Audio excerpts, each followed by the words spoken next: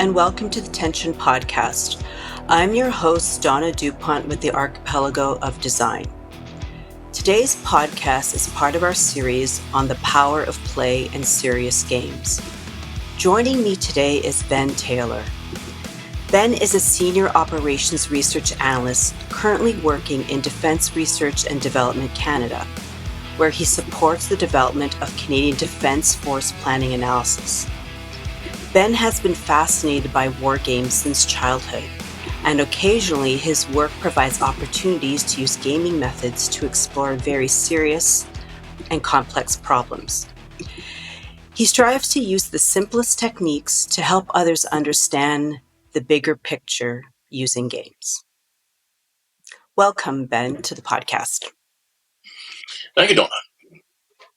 So you have a very interesting background. So we'd love to learn a little bit more about you and how you became involved in serious games within the defense and security context. Well, it's an interesting story, I suppose. We all, or many children, when they're young, sort of have some toy soldiers to play around with on their sort of bedroom floor, and I did that, and I still do. But I now don't bend down so much, so they're on a table. But I had this interest in war games and discovered around about the age of 10 that they'd actually professionally produced games, and I found these absolutely fascinating. So learning military history, learning to play these fascinating games. But it's just a hobby. My background academically was chemistry and computer science. And I reached the end of my sort of PhD studies in chemistry, assuming I was going to follow a transition into becoming a sort of chemistry academic. But I just thought, as a sort of a sanity check, I'd put my resume into a sort of a scientific recruitment company, and I had this consultant call me up and said, "You have this interest in history and war games and computer programming. Did you know that in the defense industry there are people who actually build computer war games of future battles?" And I said, "No." But my entire career as a chemist ended in that conversation. And I realized I could actually be paid to follow something that was very close to my hobbies and sort of personal interest. So I ended up working initially in a private sector as a consulting business, working for a large UK defence contractor. Was there 6-7 years. Doing sort of perhaps lower level sort of kind of work, which would mean sort of looking at individual helicopters sort of moving around doing things on a battlefield simulated in software. I was as much a software designer and implementer than I was an analyst, but gradually moved to sort of, well, now I'm the analyst asking the questions for the client. And I'm using tools that I've designed or others have built. And then transitioned to work for the Ministry of Defence itself, working in one of their sort of analysis centres. And there you sort of enter into a new world where you suddenly start talking to people who are working in ministry headquarters in London and meeting people doing similar work in other countries and constantly expanding the horizon from sort of a small consulting business looking at quite limited questions to sort of looking at very large questions and realizing that there are people in other countries who do the similar work, but they see the world differently. They have different challenges, different problems. Different skills, different strengths, weaknesses. So I was very sort of pleased. 2002 was the first time I went to one of these Five Eyes meetings. So I'm sent off to Canberra to meet the Australians, New Zealanders, Americans and Canadians, and I was representing the British government at that meeting. And we're learning about what each other is doing and how we're planning the future of our defence forces. And from that meeting, other things developed, and in the end, 2007, 2006, I spoke to leaders or managers at Defence Research in Canada. They were building, following on some of the work that I'm involved in Britain. They were trying to adapt that for use in Canada. They'd met me at various different meetings and conferences, and one thing led to another. And a year later, 2007, I arrive in Ottawa. At the one sort of paragraph level, my job description was the same from Britain to Canada. I'm working in a very similar area, still using the same networks of people and similar techniques. So my career ends up being sort of split almost exactly 50-50 between working United Kingdom, working in Canada. And occasionally, the opportunity came back to doing games. I wouldn't want to give the impression that I've spent 35 years playing war games for being paid to do it, which is absolutely not the case. But every now and again, a project comes up and you dive into something a little different, and there's an opportunity as somebody who's interested in getting into military history to actually be said, well, here's a room full of military officers. They do this for a living. They're going to play your game, and they're going to learn from you. You're going to learn from them. And that's been a fascinating and rewarding experience. That's wonderful. Thank you for sharing that. That's a very unusual pathway to the work that you're doing today. But thank you, because you never know. You start off in one career, one pathway, and then a conversation can change everything, which is that's really cool. So I'm curious. So like in your work, I mean, we've had an opportunity on this podcast to interview various people doing serious games. I'm curious, when you think about the work that you do using serious games, um, how would you define a serious game in your context? I think a serious game is really nothing other than a game used for a serious purpose. If we think about what a game is, it's some kind of competition. Um, there's some kind of competitive environment. Players are trying to do something to achieve success. Now, it may be to conquer the world if they're playing Risk. It may be to take over Atlantic City if they're playing Monopoly. Or it might be to find the best way of employing the new technologies in the future battlefield. The first two applications are purely recreational. The last application is deadly serious. But having a game, there are two people trying to do things. It isn't certain what's going to work. There's either limited information. You don't know what's actually out there. You don't know how things are actually going to work. And nothing is certain. So there's some degree of chance, of uncertainty. And, in some games, it's roll the die, decide how far you move on along the board.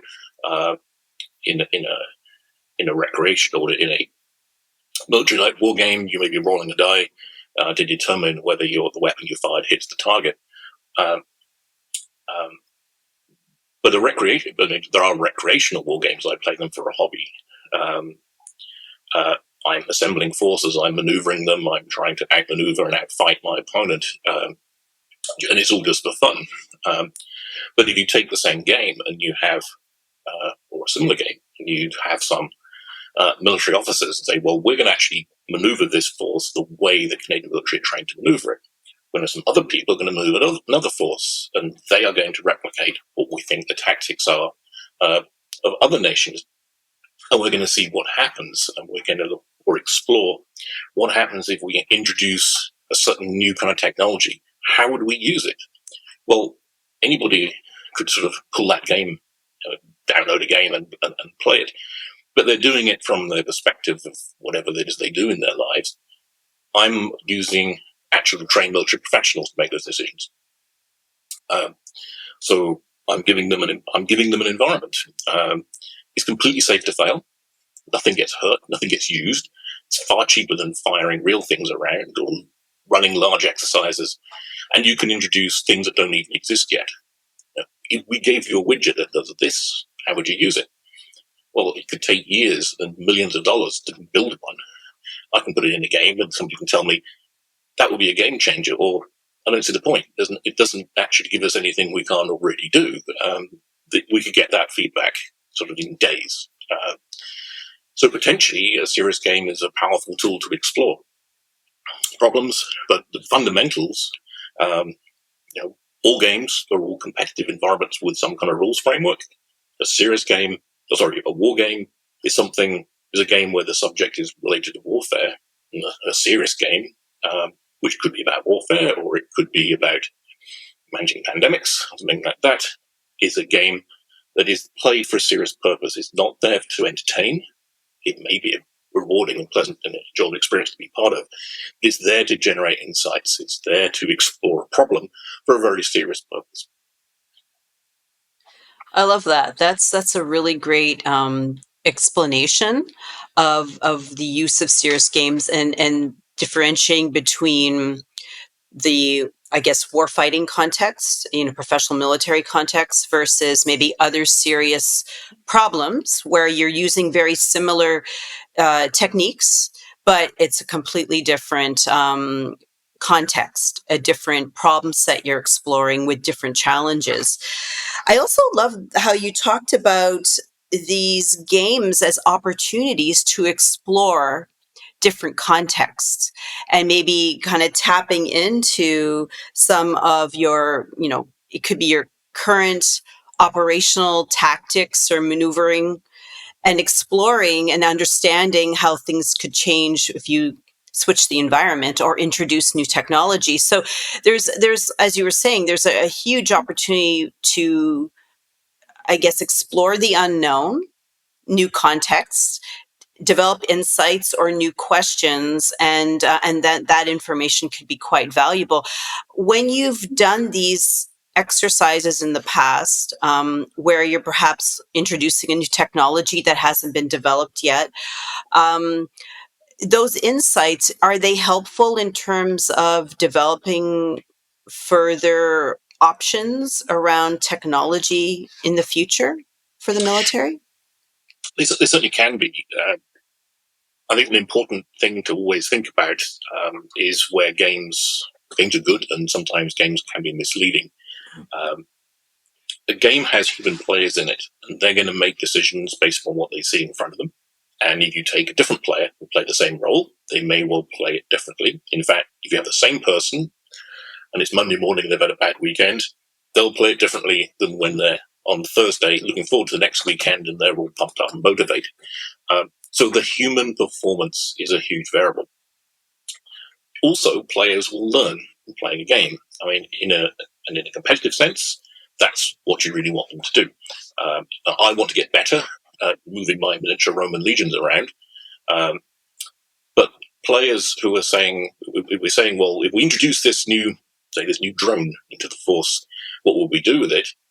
Well, if we play the game and they see something, and you ask them to play it again, it'll be different. Well, they've learned from what worked the first time, so they change what they do the second time. So there's a learning effect from game to game. And that's not real because we're asking them to look at, say, 3 different possible futures. They can't learn from one to inform the other. So a game can give you insights. If I had this, I could do this.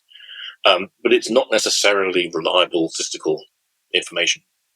So, as I said, as you said in the introduction, I'm an operations research analyst. I'm an analyst who uses games. I'm not a gamer.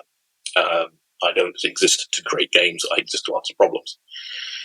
Harnessing a game to generate some insights, which you can then do something like a computer-based simulation.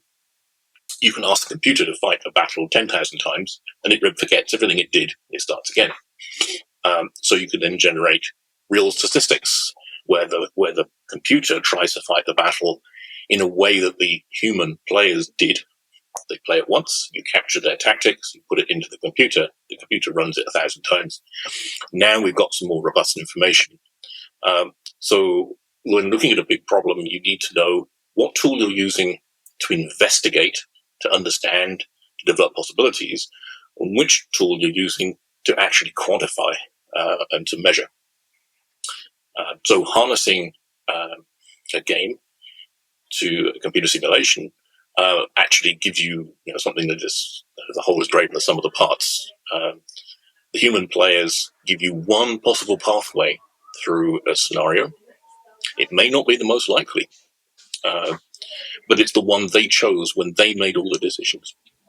You can then turn that over to the simulation, which will try it 1,000 times, and then you will know which is the more likely outcome, more likely result. And that is used in some environments as a basis of evidence to make decisions, under which ultimately billions of dollars actually get spent. That's fascinating. I had no idea. And I love that connection between like generating the insights from gaming, but then the next step on simulating it, with computer generated simulations to really get that evidence, that quantifiable aspect. Because you're right, the decisions that need to be made are not small decisions. So there needs to be a robustness, but that's kind of interesting how you're bringing the two pieces of knowledge together to get enough evidence and the confidence to make decisions moving forward. That's really fascinating. And that's interesting around the human factor piece. You're absolutely right in terms of performance, because, depending on who's in the room, their experience, the day of the week, as you were saying, maybe Monday versus Thursday might be different. You might get a different result. How do you adjust for that human factor? Is there something that you do or consider at the beginning? I think in some cases, in looking broader into sort of the serious game environment, you need to know who you want in there and what you want them to do. And people who understand they're there for a serious purpose, you can brief them. We want you to do this. By the book. We want you to read this future concept. So play that concept. Now, a lot of people get competitive and they actually want to win, but sometimes we have to just remind them you're playing a role. Just when you're an actor in a movie, sometimes your character dies. So you're playing we want you to play this the way we need you to play. Don't just go freeform and improvise and but you may generate some useful insights by doing that. There are some people who are comfortable playing a role, some people less so. So there are experienced people who are able to, just as an actor, can take on different roles and not just play themselves every time. There are expert game players who will play the game you give them, play the role you give them. Sometimes you might sort of run a game 2 or 3 times with completely different people if you had the time and access to enough people to do that, just to see whether there's consistency. But often you'll find groups are almost like self-regulating. People will flag, what Bob's just done, that's not realistic. People wouldn't do that. And say, okay, let's just move that back. Because it's a team effort trying to create insights that's useful, as opposed to sort of trying to be sneaky and sort of beat each other. There's no trophy. Right. Just games. We're trying to produce. We're trying to produce insights. But it also depends on the experience. If you want somebody to represent a health ministry or a health minister, having somebody who's worked at senior levels within a health ministry, understands the nuances, understands the issues, understands the remits, understands the powers they have and don't have. Whereas if you sort of pulled a random person from the street and say, okay, you're now the health minister, what would you do? Well, they wouldn't know where to start. And if they just guessed and did something, it may be completely impractical, it may be illegal. So by selecting people with relevant subject matter expertise, you have a higher chance of getting credible, usable kind of insights out of the game. In the military, we have the advantage of having thousands of people in uniform whose careers are based around doing these things, so we can tap into those people. But in other aspects of serious gaming, health management being an example, there are always people who are expert. Sometimes, of course, you can't get the experts.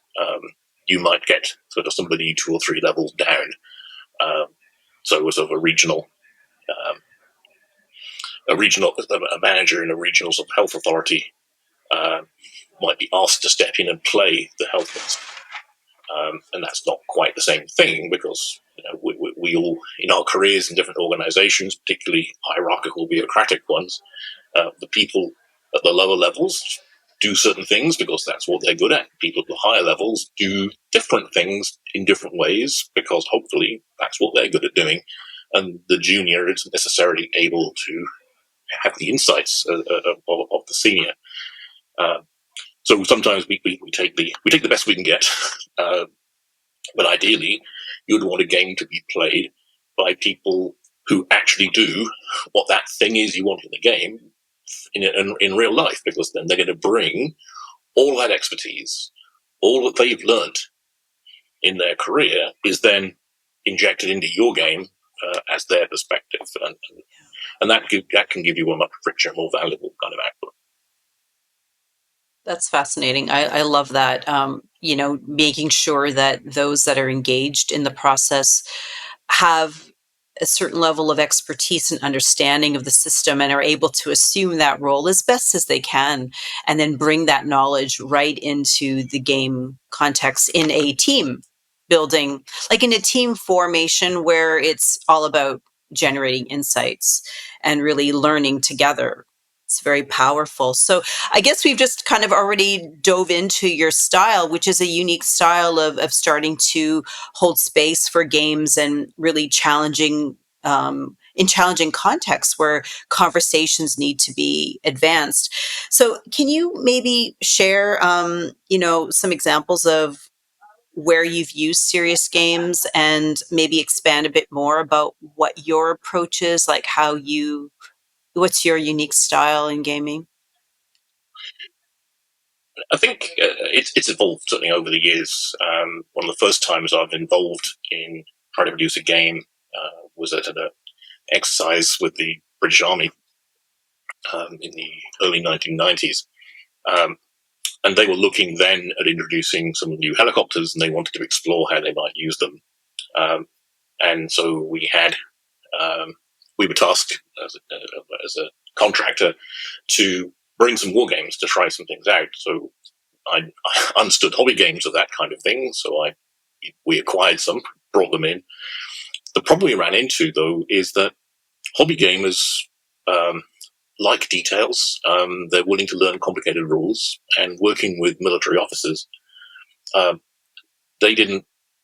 No, I fly a helicopter for a living. This is what I do. I don't understand all these charts and tables and hexagons and counters, and it really just felt like a lead balloon. The game was too complicated. It was a game for hobbyists. It wasn't a simple game to bring the military mindset to the military player to bear. It's not his fault. He's not a hobby gamer. It's not what. It's not what. It's not his thing. So that was a very abrupt and useful lesson, I think, to learn that the game, in the professional sense, has to be simple. Um, the players need to have the minimum taxing. Don't distract them with rules. They need to play the situation. They don't need to play your rulebook. So tell me what you're doing in real world terms, and I'll tell you what happens in real world terms. Anything happening in the background in terms of tables and numbers, you don't need to know about that. Play the situation. Don't play the game. Uh, and so subsequently, I've always made sure that the games are explained, that they're simple, um, and that the players can engage in them.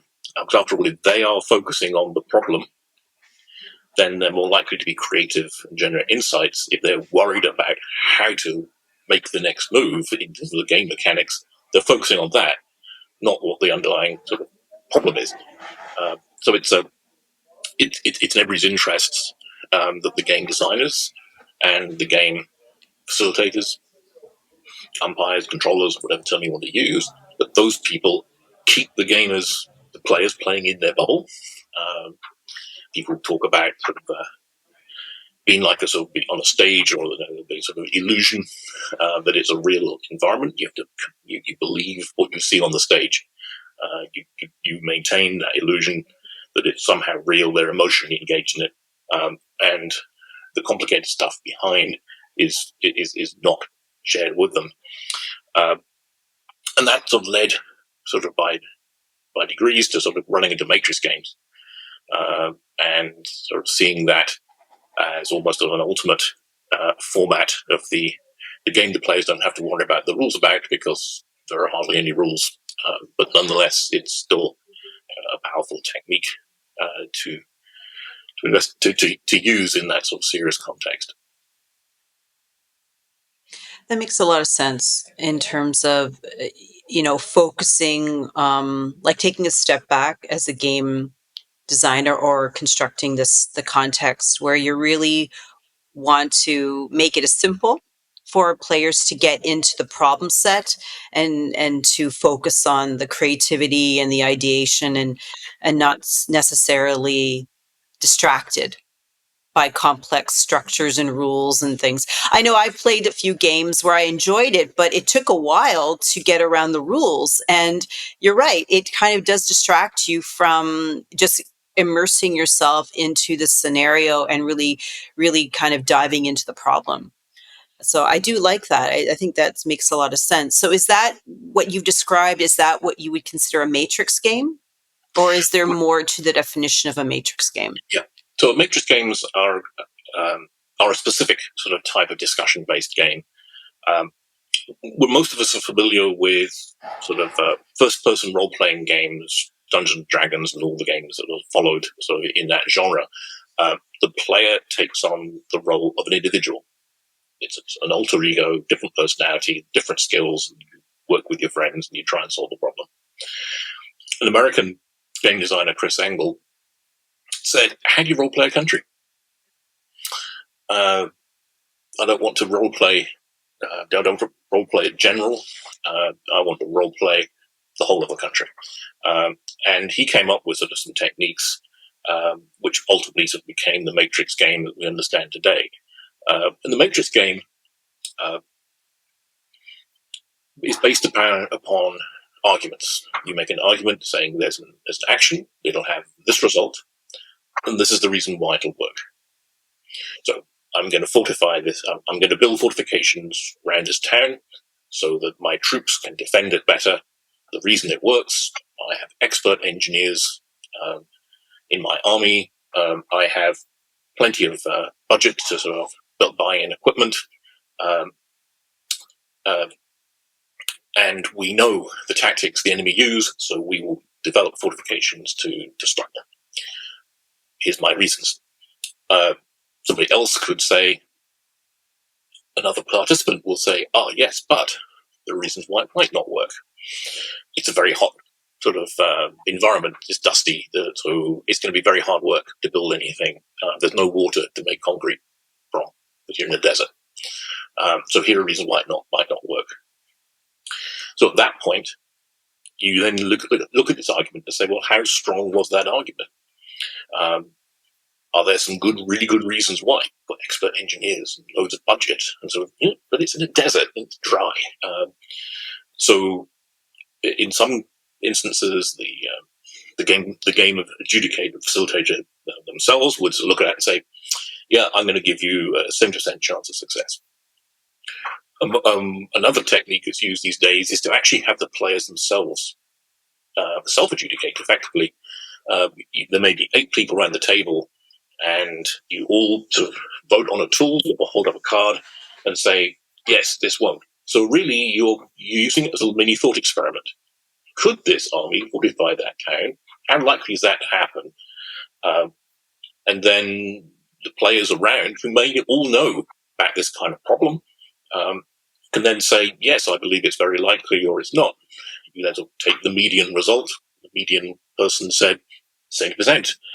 So you then have percentile dice, roll the dice. If you get less than 70, it succeeded. If you get more than 70, it didn't. And there are degrees of success. So you may have a super sort of high, an excellent roll, and say, well, not only did you manage to fortify this, but you've actually now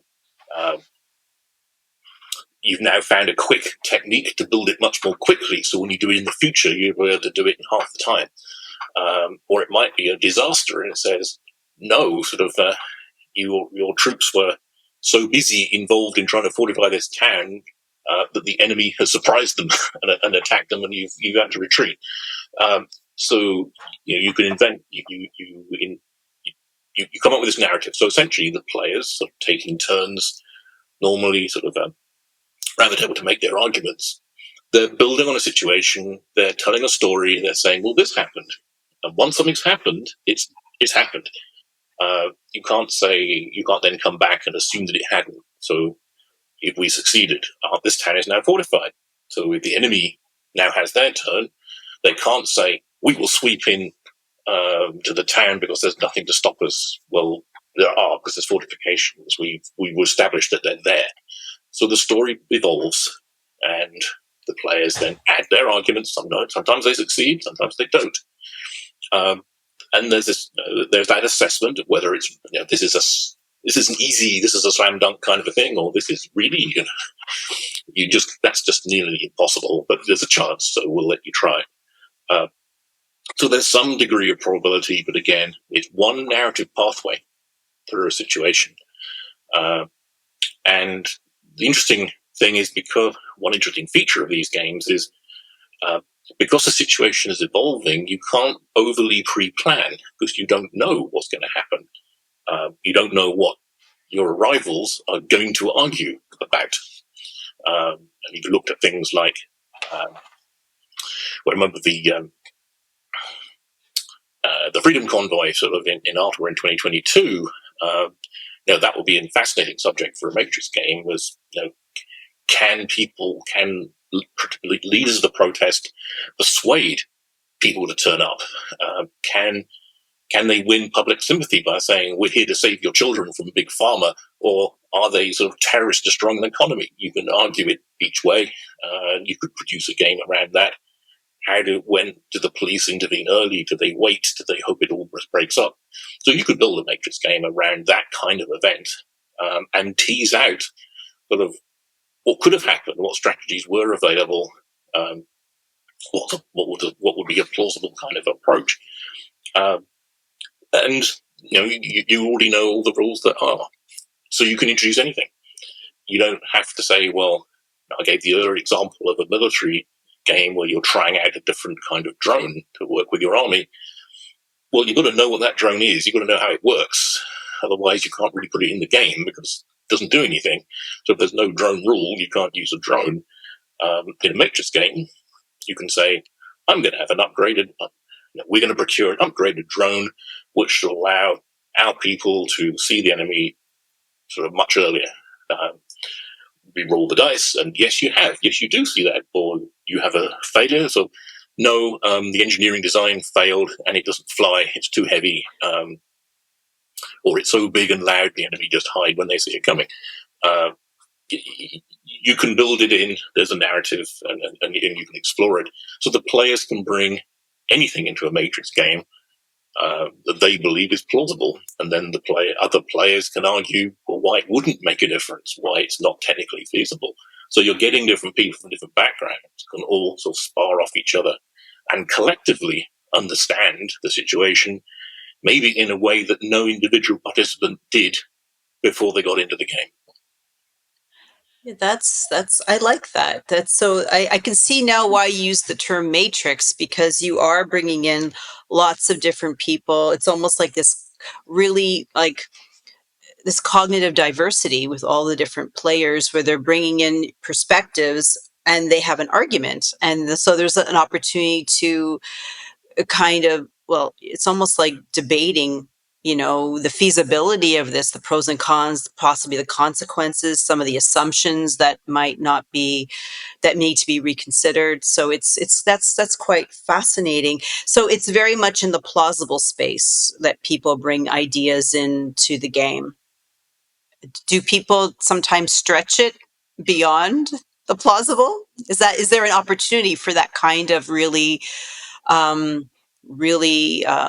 maybe advanced, innovative, or creative thinking? Yes, I think that sometimes you can see that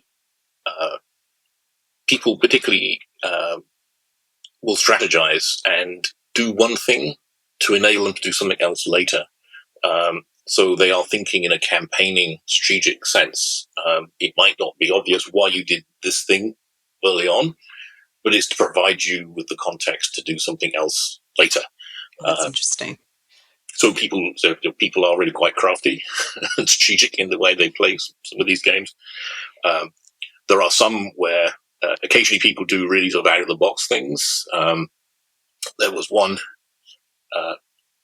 game which we may talk about in a little bit when we were talking about a sort of in a sort of a alternative world where there's a pandemic, And there was a medical charity that said, we're going to have a fundraiser to sort of get sort of people together to get us more money so that we can sort of better prepare sort of treatments for the area hit by this sort of infection. And so they're going to get celebrities to come and do this rock concert, but roll the dice. And it was a terrible double one disaster. So said, well, what happened was they got these really old sort of people from decades ago who don't resonate with the young people today. So nobody watched, nobody came, and all these sort of and all these aging rock stars sort of did their thing, but nobody turned up, and they made no money out of it, because they needed to get the sort of the cool kids up there to get everybody really motivated to give some to make more donations. So yeah, somebody tried something really out of the box, and it didn't work for them. But these things happen.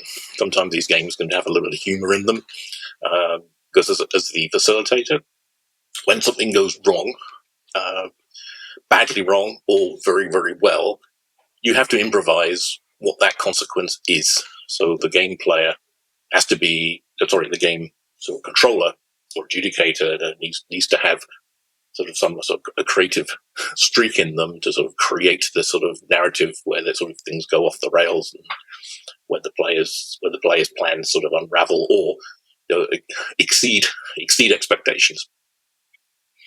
That's interesting. I really like the fact that you have that structure, that starting structure of the game, but then it's generative, right? Where players can bring ideas that could be surprising, that might take you to different places that may or may not work out in the gameplay. But the fact that there's room for that is quite that can be very inspiring and a lot of fun. And it could be very, you could really test people's creativity in terms of how much they can stretch their thinking of what is possible, especially in the technology space, which is rapidly evolving and changing. So that's really interesting. So you mentioned the games. So why don't we get into a couple of the games that you've been involved with? And I understand you had a really great experience with the Pangea Matrix game. Mm-hmm. So can you tell us a bit more about that game and why it was created? Yeah, certainly. So there was a project run by Global Affairs Canada looking to see whether gaming techniques could help them sort of anticipate future crises or think through how to respond to something. So this was also a feasibility sort of test game. So they reached out. One of the members of staff working on that, she knew me, and that I was interested in these sorts of games. And they placed contracts out to bring in a political scientist from University of Toronto and a health sciences expert from Simon Fraser University in British Columbia.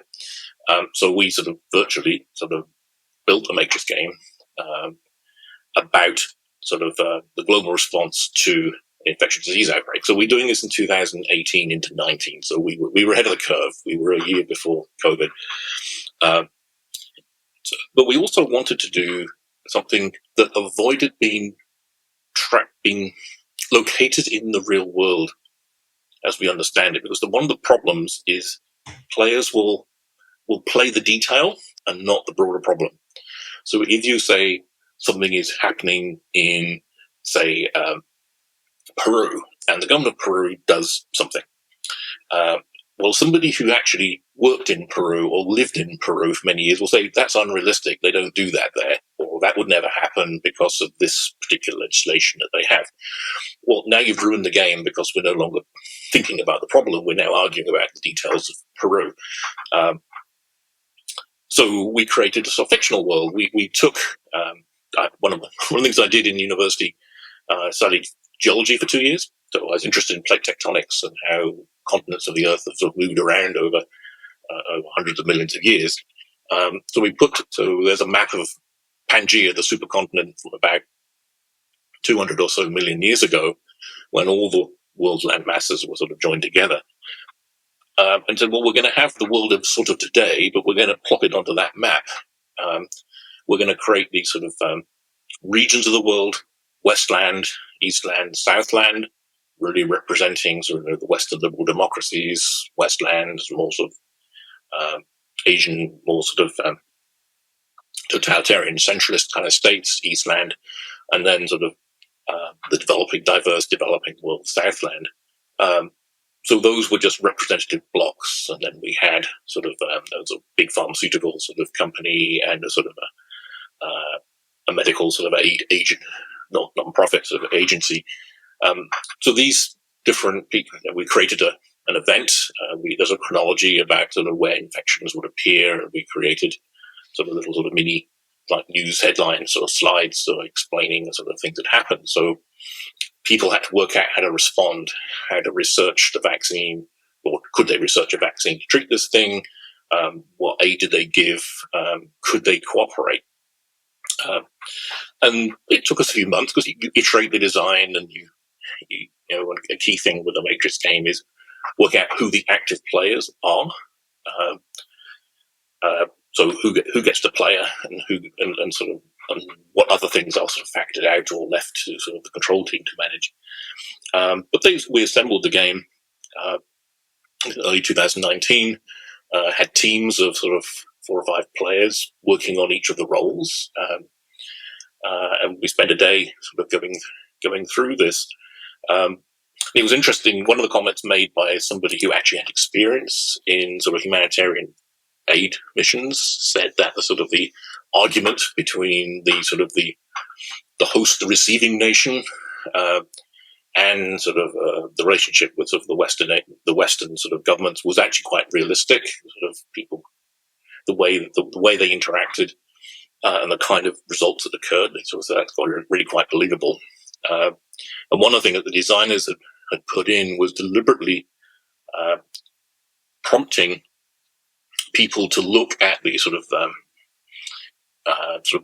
gender specific or other sort of intersectional kind of issues, so making sure you treat that and you look at those issues.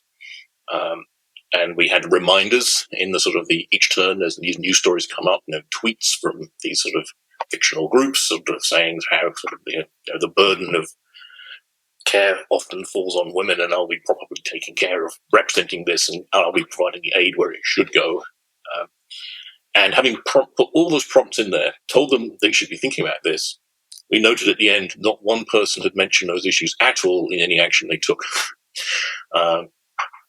which sort of people took away and thought that's sort of interesting. You tell people you should look at something. It's our policy that this is important, but it's never actually referred to. That they're concentrating on something else. That was a sort of interesting exercise. It's the first time I had designed a Matrix game from scratch, and getting a diverse group of people, health scientists, political scientists, people from sort of from international aid policy and field experience of those sorts of things. But having that sort of diverse group of people bounce ideas off each other was certainly an interesting experience, and sort of, and just a year before, sort of that kind of thing suddenly became very real for all of us in 2020.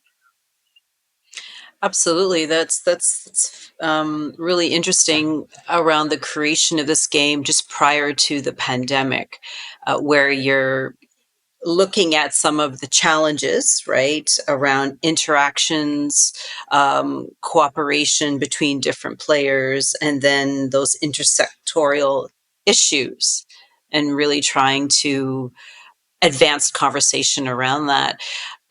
What did you learn or achieve? Like, was there an output or an outcome from this game that was helpful, or that provided different insights that was helpful to advance any kind of planning or thinking in this space? No, but that particular game was really designed simply as a proof of concept. Can we reach out, get some experts together, and build a game in a reasonable period of time? And the answer was yes, we could. So it wasn't intended to inform anything in particular. But the interesting thing came out of that ultimately was that Julia Smith, who was the health scientist from Simon Fraser, she took the message sort of back that games were fascinating, and this is a way to explore sort of complex health management problems that they hadn't really thought of before. And so I've done work subsequently with her and her colleagues at Simon Fraser, looking to find ways to develop games to help think through responses to pandemics, and also in an educational sense, because games we've talked about, I've really been talking about games from an analytical perspective. Here's a problem, how do we understand it? But sometimes you actually do understand, but you want to use a game for educational purposes. So we know what the right answers are. You've done the course. Here's the game. See whether you can actually use the skills that you were given, or maybe sort of bring together things you've learned in this course or this training, and now you can put them into practice in this sort of game environment. And we did produce a game that's been used at Simon Fraser, where an undergraduate class studying sort of actually pandemic management as a sort of end of semester sort of consolidation activity. We break the class into teams. They all play the government of a fictional country, and a disease breaks out in one of them, and they've got various different things they can try and do, policies they can try and enact. And so it's there for now. It's an educational setting. We're not learning from it new insights. We're creating a simulation, and the players interact with it, and they experience what it's like to try and sort of manage this thing, rather than just treating it as sort of more PowerPoint or more book reading. It's actually sort of, I actually tried to save my country, and I chose to close the borders. I chose to put a lockdown in because we had to. So it's been a positive experience for both the students and the staff, sort of the faculty trying to teach this. They found that the understanding and insight in sort of the end of course papers they felt were certainly becoming richer once that game became a consolidation activity in their curriculum. I like that, and I like the fact how you've brought it into the academic setting to help students understand the management of these types of scenarios. Essentially, this is a pandemic specific, infectious disease specific one, but I could see this could apply to other different types of emergency situations. And the reason I find this fascinating is because I'm a former health emergency manager for the province of Ontario. So I was, involved with a variety of different emergency responses, specifically health, including public health and infectious diseases. And we, as a profession in emergency management, we do tabletop exercises, but they tend to be a lot of testing our plans. The scenarios are they can be challenging, but they're not too foresight or too much in the future, and they're really testing our processes in terms of our capabilities to respond to what we expect, but not necessarily the unexpected, the unknown, or challenging assumptions. So what I like is that this is kind of taking, we're almost taking a bit of a foresight lens. I know we didn't talk about foresight methodology specifically, but you are bringing in this kind of plausibility of what could happen or may happen, and testing out the different challenges and different types of tactics or responses and what that could mean. And I could see that being quite valuable in the advance of emergencies, right? Where we know they're increasing and that with, sometimes limited resource capability, you have to make very, very difficult decisions around allocation and how you're going to move resources around to support. So I could just see a game being very supportive and helpful for that too, in a variety of different situations, probably also in the private sector as well. Yes, I mean, there certainly are groups who look at that sort of thing in the private sector and elsewhere. And as you say, it's an opportunity to expand the box a bit, sort of what could happen. One of the challenges with the Matrix game, for its strengths, that you can only make one argument at a time, and many people will say that will sort of run into a difficulty there, because they'll say, well, we would be closing the borders at the same time as researching the vaccine. One doesn't preclude the other, and that can lead to some slightly unrealistic things. Often our plans to respond to something are multifaceted, and it is simultaneous action. So different sorts of formats are needed to test those sorts of things sometimes. Although there are certainly ways within the Matrix games to allow multiple arguments at the same time. All three things, we're going to do all these three things at the sort of in the same period of time, and that can work, but it sort of starts to sort of unravel sort of the concept of each player builds the narrative from what the previous player said. But there are sort of areas in the disaster, also pandemic management, and there's another example of a piece of work that I did to do with the vaccine rollout, actually in 2020. So I became involved with Professor Rex Brynan, a political scientist at McGill, who was a leading academic on the sort of serious use of serious games and uses games in his teaching in political science. And he and I found ourselves helping the Public Health Agency of Canada to create sort of a virtual tabletop exercise to look at what we would do, sort of the federal government's planning for the distribution of vaccines. Because back in 2020, the vaccines were about to appear,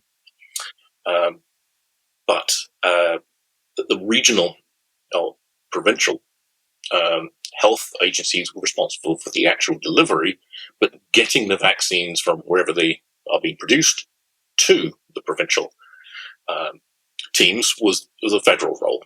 So they wanted to drill into that.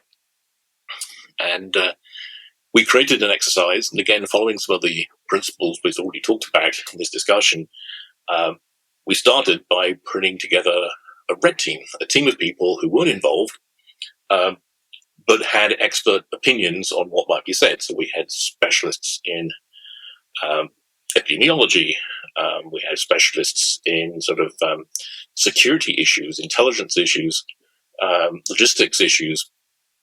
So we had the plan. So here's what they plan to do. And then this team met and came up with all the things that could go wrong, and then debated it amongst themselves, whether they thought this was likely or less likely. And from that, we distilled a series of, sort of, vignettes, sort of incidents, things that could happen that might sort of derail what would be attempted. So that was in 1 week. We built the exercise over the weekend, and then on the second week, we got people in to actually go through this. So we built it. We had a number of teams. One team was all Public Health Agency Canada people. One team was entirely made up of provincial and territorial representatives. One was a blended team of a bit of all sorts of people, and one team was primarily of people from other non-health federal agencies. So we had 150 people took part in that day. 8 different federal departments and agencies, all 10 provinces, the 3 territories, and the Canadian Red Cross all had people present. We hosted it on a Government of Canada WebEx sort of system, and we took the people through them to the right. So very, very tight time management, because we had to get through sort of 4 different blocks of time, different phases of the plan, and then till 2 different things would go. Challenges would emerge in each of them, and we had to run people quickly through all of those things. But we got there, and then had another. The insights that came out of that were briefed at very senior levels very, very quickly. It got to cabinet by Friday, and the following week, we brought back the red team again and said, "These are the things you thought could go wrong. This is what the planners or the people who are actually going to be involved in doing some of this actually came up with as mitigation strategies.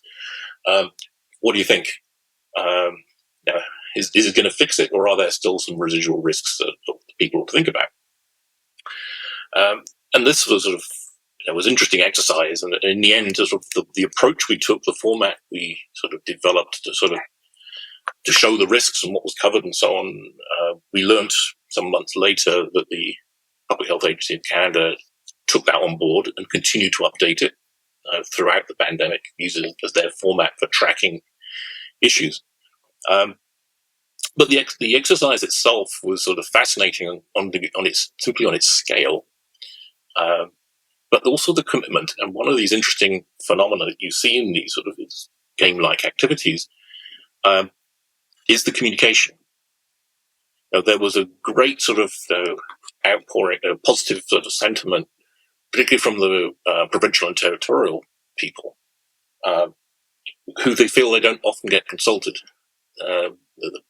The Ottawa bubble does its thing, and then it only after the fact consults and engages the provinces. But the fact that we had all of the provinces and all the territories were all present, and they could all say what they felt and saw and talk to each other about what they're experiencing, and realizing that it isn't our province is singled out for punishment, all the other provinces are getting everything they wanted. Everybody feels the feds are punishing every province. It's never enough. It's always not fair. Right. But it actually teased out some of these sort of issues on the perceptions and some of the challenges that we foresaw. What would happen if the level of infections was soaring in one province? Should the federal government divert additional vaccine resources there? Or say, basically, this is your entitlement, given your share of the population, manage with that. And there's no right, wrong answer to that, depending on your on your perspective.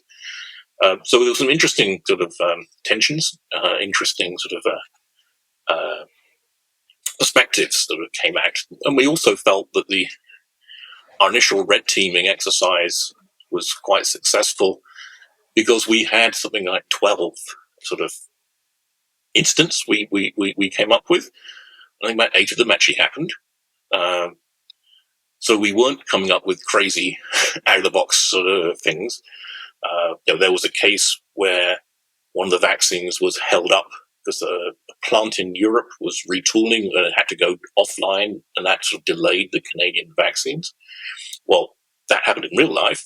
In the game, we assumed that a factory in Spain burned down for some reason, and therefore we lost a tranche of supply. So it's the same thing.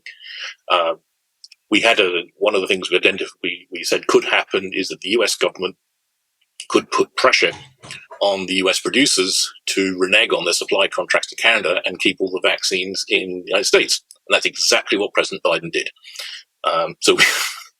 So we got some experts in to say what could happen, and those experts identified some things that really did happen to us.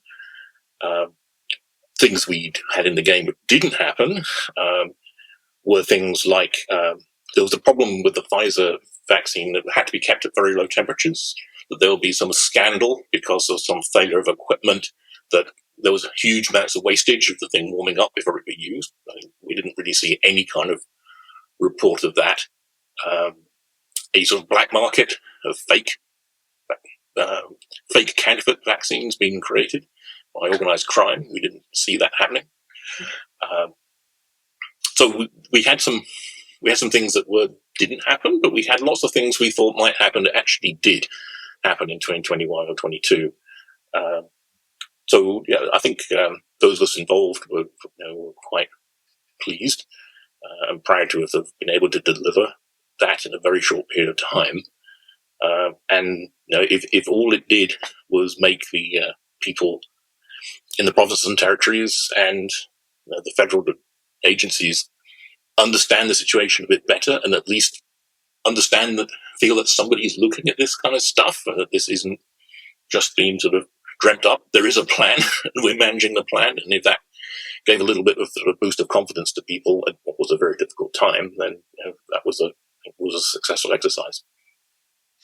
That's a great example of just a really powerful use case for you did a red teaming exercise within a game scenario, game and construct, and to me, when you were describing it, it also sounded like it was the red teaming was rehearsing a scenario and challenging where it could break down and where where things could go wrong, and how things could evolve. So I think that is so valuable in the real world context where you sometimes have strategy, you've built it on past experience, but you want to test out the logic, and you want to get people around it that have lots of different knowledge and experience to really challenge, are we seeing this correctly? Is there something that we're not paying attention to? Are there blind spots that we should be focusing on? So it's a great opportunity to do that. And as you mentioned,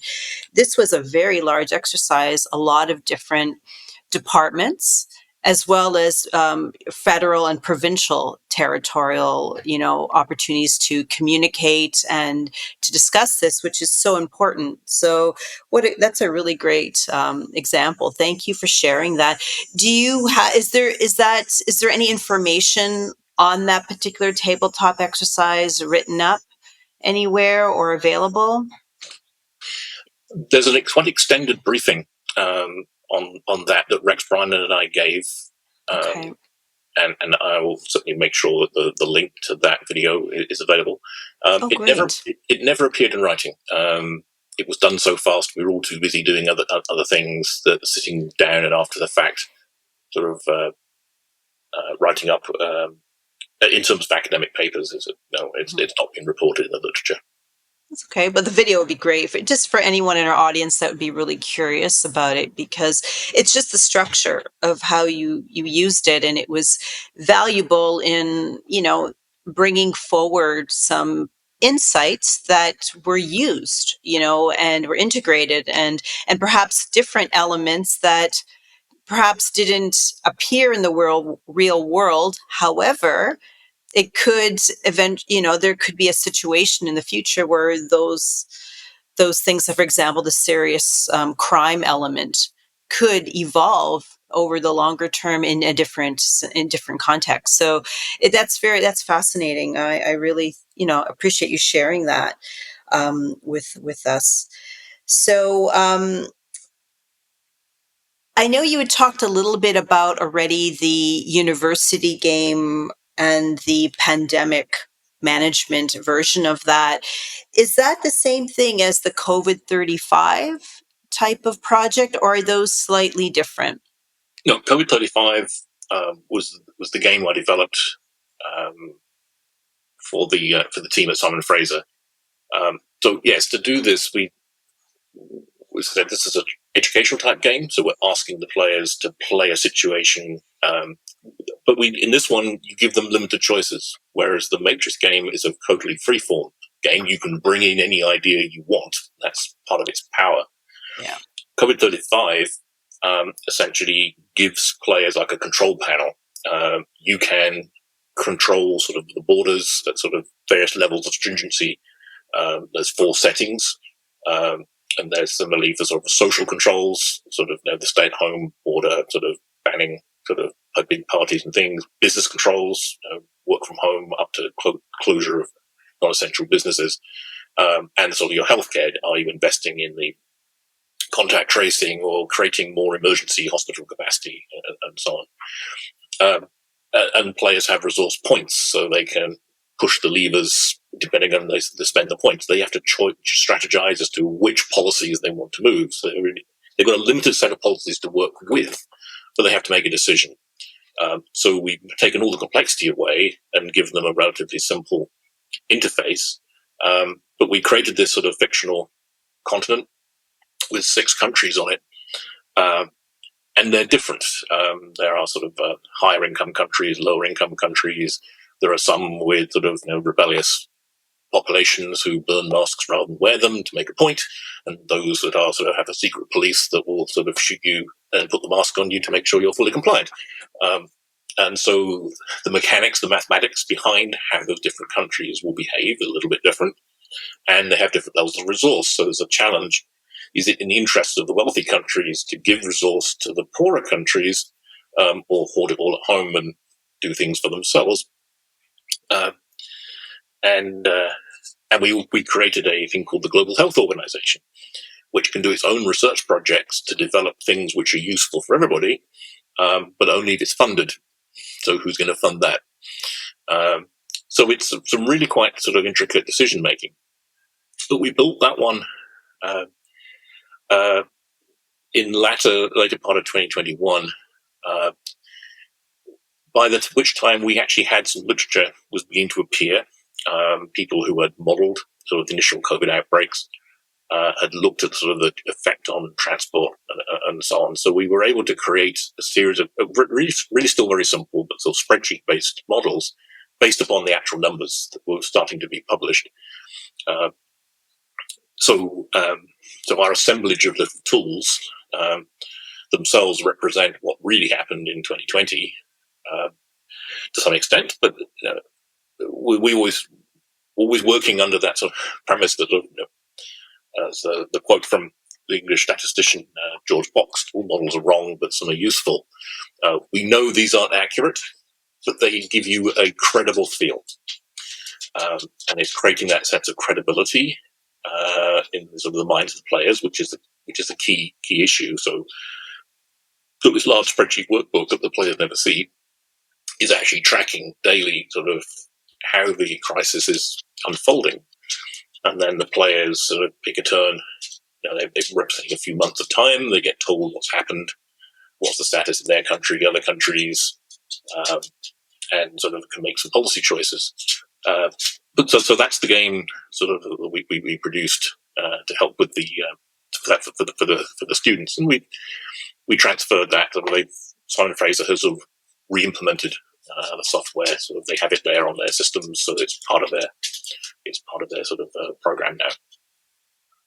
So that's interesting. So that's very different from the Matrix game, right? Where the one you've just described, the COVID-35 is more structured. It's less complicated, and as you said, there's a set of choices, but there's learning objectives attached to it, and it's obviously designed for a very different audience from an educational perspective. So I think those are all very important considerations, right, when you are creating a serious game versus the vaccine rollout type of matrix red teaming type of structure, very generative, very diverse in terms of participation and with experts from various fields contributing and really generating different insights. So it's both fascinating and very different scales, but it kind of shows the versatility of the use of games to really advance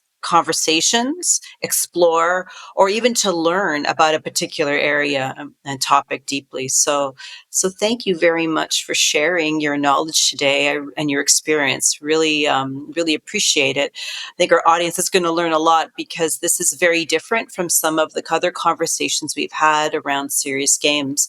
So before we close the podcast, I'm curious if you have any final thoughts for our audience, for anyone who's interested in exploring serious games. Do you have any advice on things where they should start, or perhaps how they should, how they can begin to develop their knowledge and experience in this space?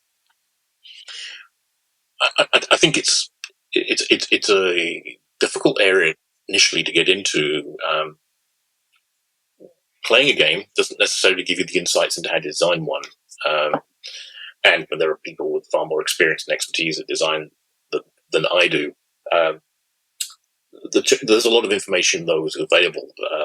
If we look at the PAX Sims website that's maintained by Rex Brynan, there's a constant stream of articles about various different sorts of games that are being developed and so on there, and many people are very happy to sort of receive contact and and answer questions. Then there is also the Connections series of serious gaming conferences. This is a worldwide group of conferences. It started in the United States, where it's really focused on military sort of wargaming, but there are a number of sort of different flavors of the Connections group. Connections North is the Canadian one that sort of Rex and I sort of currently sort of lead, and we open that to discussion around many sort of serious applications of gaming, but primarily in the tabletop area. This is a completely separate sphere of work to the video game industry, where it's a lot of money and a lot of people doing a lot of things with very clever software interfaces, which we don't do. We're very much in the manual sort of type of games. But so yeah, there are sources out there. There are communities on the internet. The Connections also has an online version. There's an annual conference, Connections Online, which is designed to be global. Anybody hosted in the United States, it's open to people from all over. And there are other connections in the United Kingdom, Netherlands, Australia, France, Japan. A number of different sort of flavors of Connections. Depending on where you live in the world, there might be a Connections meeting somewhere near you. But it's so there is there's very little in the way of sort of formal training in these areas. I mean, Rex Brynan teaches what we think is the only undergraduate sort of manual game design sort of program in the country. Most game design is either about video game design or conventional military wargaming. That bit in the middle, the sort of the non-computer based but not war, isn't really well served. I don't know that anywhere particularly sort of to go to learn about that, but there are pockets. There are people in different universities and different sorts of faculty who are using games to explore their problems or to aid with their teaching, or both. But joining those up into a community is a little more challenging, but that's sort of where the Connections North sort of meeting for Canada at least sort of serves to be a point where if you can join that meeting, you can find out what people are doing in different schools, businesses sort of that are all related to this sort of field. Thank you for sharing that. Definitely, I know for myself, just hosting this podcast series on gaming, I've become more curious about bridging foresight scenarios with gaming type of facilitation design constructs. And I'm sure others listening to the podcast would be curious, maybe getting involved in some of the different conferences or just reading some articles on experience use cases and thinking about how they can bring this type of thinking into maybe some of the challenges that they're exploring in their own workplace, perhaps, right? Even if it's on a smaller scale. I think it's also, it can be a very powerful tool to open up dialogue. So again, thank you so much, Ben, for your time and sharing your knowledge and expertise with us. This was a wonderful conversation, and I look forward to exploring more of your work moving forward in perhaps your future games or future activities you're involved with. So please keep us posted, and we would love to have you back in the future. Thank you, Donna. It's been a pleasure.